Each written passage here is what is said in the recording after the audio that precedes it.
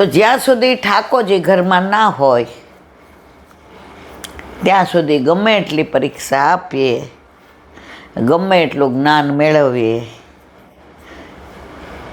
પ્રભુને પ્રેમ કરવા ભાવ જોઈએ.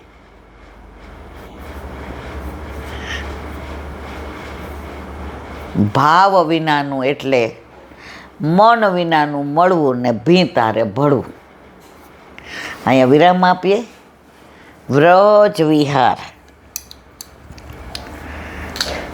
નવનીત પ્રિય શાસ્ત્રીને ભગવત સ્મરણ. વ્રજ ન આવે જીવનમાં ત્યાં સુધી અધૂરા. વ્રજ આવે, વ્રજની વાતો આવે, વ્રજ લીલા આવે, વ્રજની લીલા સ્થળી આવે, વ્રજવાસીઓની વાતો આવે, ત્યારે આનંદ આવે. પેલા વ્રજમાં જતા ને એટલે ભગવદીઓ કહેતા કે વ્રજવાસીને ઘરનો ટુકડો એક ટૂંક. એટલે નાના હોય ને તો આ બધું ન ગમે. બધું કોકના ઘરે આપણે એમ કહેવાય કે થોડુંક આપો. ત્યારે એ ભાવ નહોતો કે વ્રજવાસીનું ઘર છે એવું થોડું મગાય. પણ વશ કોને છે ઠાકોરજી? વ્રજવાસી. વલ્લભ વ્રજવાસી મેરે જીવન પ્રાણ. વલ્લભ વ્રજવાસી મેરે જીવન પ્રાણ. વાકો કદી ન વિસારું મોહે નંદ બાવા ક્યાં. વાકો કદી ન વિસારું મોહે નંદ બાવા ક્યાં. વ્રજવાસીઓ પાસે આ બધું સાંભળીએ ત્યારે એમ થઈ જાય. ત્યાં ભાંડેર વનમાં જે ઓલી બેન બેસે છે એના મિંદુ લેખા છે. એવી એવી લીલાની ને ભાગવતના તો બધા શ્લોકો મોઢે એને લાજ કાઢેલી હોય, પણ એ અક્ષલિત રીતે ઠાકોરજીની, સામનીજીની, વૃક્ષોની, વેલીઓની, વનવાસીની, વ્રજવાસીઓની એવી લીલાની વાતો કરતી હોય. ત્યારે આપણને એમ થાય દેખાય કેવા માથે લાજ કાઢી હોય, ઓલા રોટલા કરીને બધાને કહેતી હોય સંધાના ઓર રોટી ટૂંક લેકે જાના. એની અંદર જે મીઠાશ છે એમાં ભાગવતની વાતો કરતી હોય ને, ગર્ગ સંહિતા નહીં કરે ને, સ્કંદ પુરાણ નહીં કરે ને, કોઈને એવી કાંઈ અનુભવ થયો એ નહીં કરે.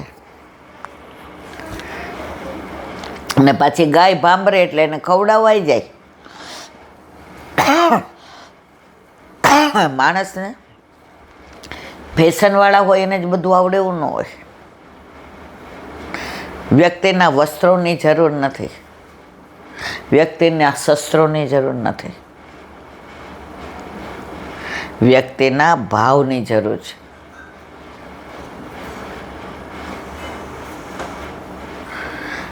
નાના હતા ને ત્યારે ઓલી એક આમ રમતા હતા, ખેતરમાં એવી એક વનસ્પતિ થતી, ખબર છે? હવે જેના પર ગુસ્સો હોય ને એના પર એ નાખી દે, એ નીકળે જ નહીં, ચોંટે. એને શું કહેવાય ભૂલી ગયું, તમને ખબર છે? તો અમે ગામડે, હા એવું કાંઈ કંઈ ડાભડિયા તો વાગે, પણ આ એક ઓલી એવી વનસ્પતિ હોય. તો ગામડે મામાને ત્યાં જાય ને એટલે બધા મુલાકાત લે.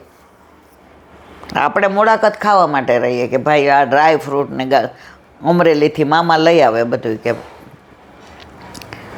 પછી નદીએ નાહવા જાય ને તો વળતી વખતે કોઈ યાર વાંધો પડે તો ખેંચીને નાખો એની માથે, એ નીકળે જ નહીં, કાપડને ચોંટી ગઈ હોય. એમ પુષ્ટિ માર્ગ એવો છે. એકવાર વલ્લભે તમને આ ભાવમાં ચોંટાડી દીધા ને પછી તમે બહાર ના આવો. આસક્તિ, એક વાર આસક્તિ है फिर जा नहीं सकते. આજે જ એક સરસ વાક્ય વાંચ્યું, મને યાદ નથી. કામ કરવાવાળાની કદર કરો. કામ કરવાવાળાની કદર કરો, કાન ભંભેરવાવાળાની નહીં. કામ કરવાવાળાની કદર કરો, કાન ભંભેરવાવાળાની નહીં. અત્યારે સૌથી મોટું દુસંગ હોય તો કાન ભંભેરણી. તારા માટે આમ કીધું, આણે આમ કર્યું, આવું બોલ્યા, આણે આમ ન કર્યું, આણે બસ. આપણે એટલો સમય આપણો વ્યર્થ બગાડીએ છીએ. મીરાબાઈ બધાની યારે નાચતા ને ગાતા ને સંતોમાં લાજ શરમ મૂકી દીધી હતી. મેરે તો ગિરધર ગોપાલ દૂસરો ના કોઈ. પાછળથી બધાય ગાળો દે. આને કાંઈ શરમ છે? અમારી રાજની રાણીએ તો અમારા સંસ્કાર લજાવ્યા. આ નાચે છે બધા સંતો પુરુષોને શરમ આવે છે? બધા બોલવાનુંય બોલે અને ના બોલવાનુંય બોલે. ત્યારે મીરાબાઈની એક બેનપણી હતી. મીરાનો જન્મદિવસ એટલે મેળતા આવી. એણે મીરાને કીધું, આ બધાને મોઢા બંધ કરી દે. મીરા કે મેરે તો ગિરધર ગોપાલ દૂસરો ના કોઈ.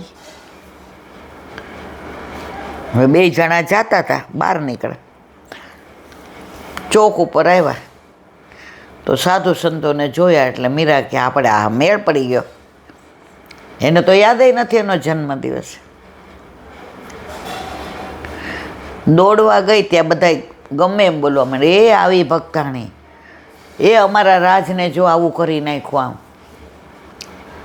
એની બેનપણીએ મીરાનો હાથ પકડો, આ બધાને જવાબ આપી દે. તું કેટલું ગિરધર ગોપાલમાં માને, તને શેમાંય રસ નથી.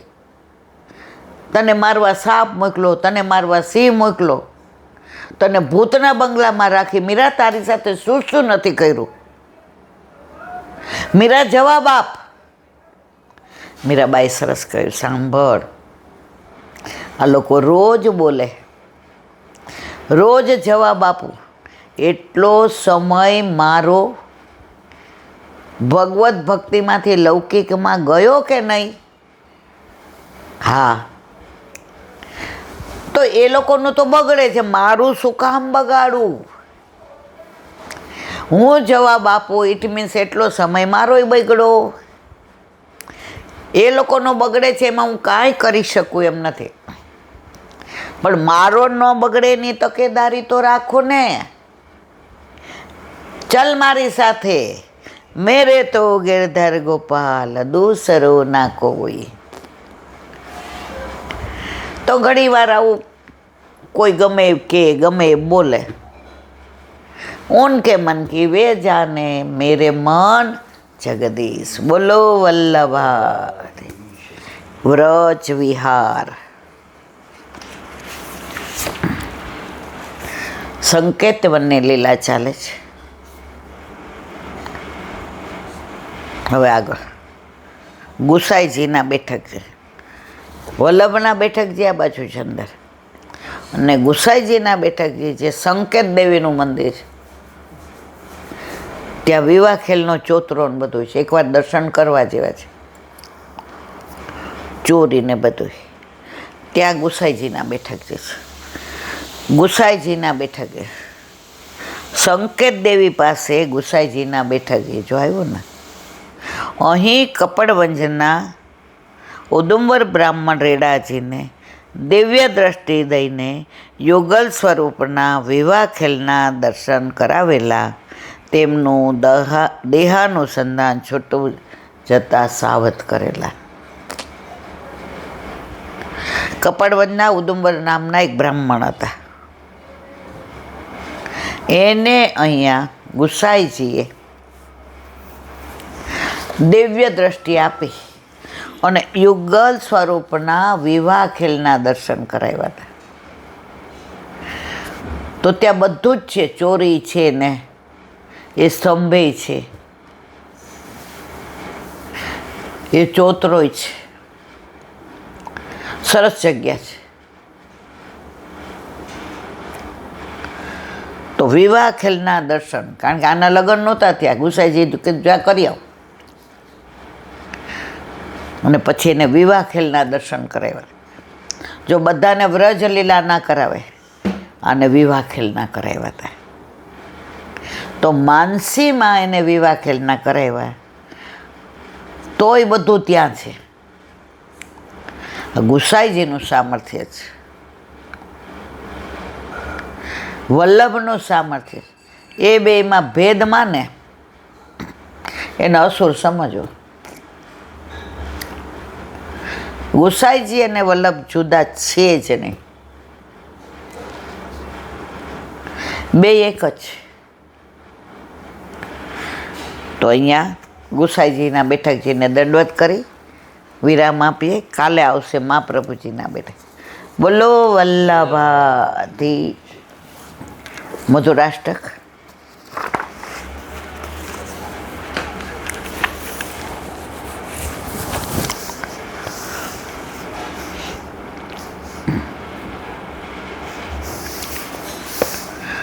જ્યાં સુધી ઠાકોરજીના અધરામૃતની પ્રાપ્તિ ન થાય ત્યાં સુધી કોઈ પણ જીવનો રાસમાં પ્રવેશ થઈ શકતો નથી. આપણને રોજ અધરામૃત મળે છે. આપણા ઘરે આપણા માથે આપણા ઠાકોરજી બિરાજે, કોરેય કરીએ ને થાળેય ધરીએ. બાપા બહુ પગ દુખે છે, તો રોજ આપણને અધરામૃત મળે, ધરાવીએ, સરાવીએ ને ગાયનું કાઢીને લઈએ. ઠાકોરજીના અધરામૃત માટે તો દેવો પણ લાલાયિત છે. સારસ્વત કલ્પમાં બ્રહ્માજીને ના પાડી હતી કે નહીં, તમારો અધિકાર નથી. એમાં પાછો ગુનો કર્યો, વાછડાને બાળકો હરી ગયા, બધાને વિમુખ કર્યા. તો બ્રહ્માજીને બહુ એવું થાય કે મને એક અધરામૃતનો કોણ મળી જાય. પણ મારા વાલા, આપણને તો રોજ આપે છે, આ બ્રહ્માજી તો છે જ. તો એકવાર વિચાર કર્યો, એ કે યમુના કિનારે પ્રભુ ગાયો ચરાવવા આવે છે ને, તો બપોરે છાક મનોરથ બાંટ સપન કો દીજે.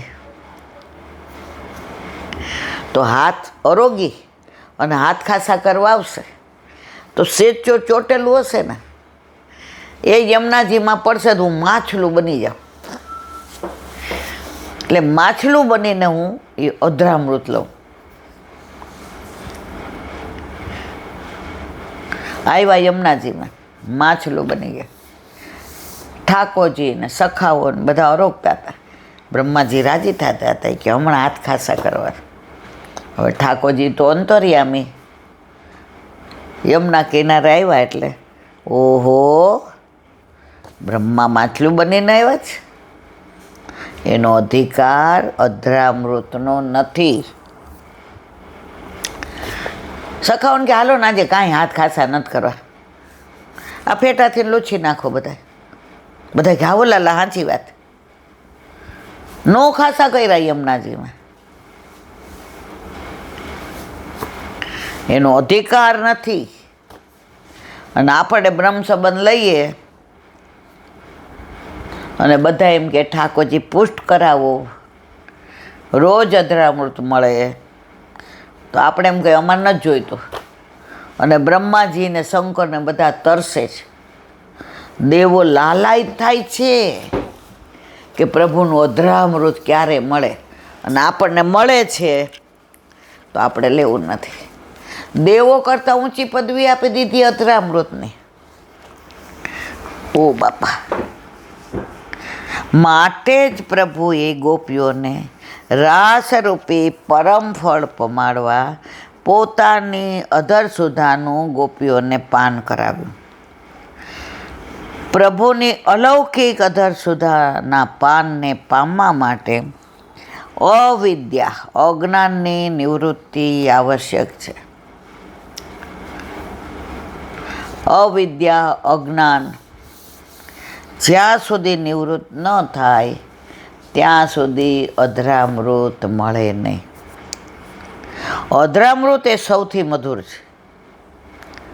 જો અમૃત છે, જે ધરાને નથી અડતું.